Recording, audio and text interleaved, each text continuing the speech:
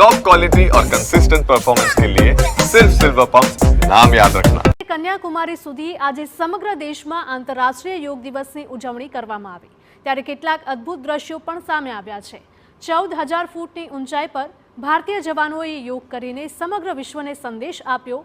આઈટીબીપીની 24મી બટાલિયનના જવાનોએ લેહના અત્યંત ઊંચા દુર્ગમ ક્ષેત્રમાં યોગા કર્યા। લગભગ 14,200 ફૂટની ઊંચાઈ પર સ્થિત પેંગોંગ ત્યાં ઝીલની પાસે જવાનોએ યોગાભ્યાસ કર્યો હતો અને આ ઝીલ સમુદ્રની સપાટીથી લગભગ 4,267 મીટરની ઊંચાઈ પર સ્થિત છે, જ્યાં -10 ડિગ્રી જેટલું તાપમાન રહેતું હોય છે।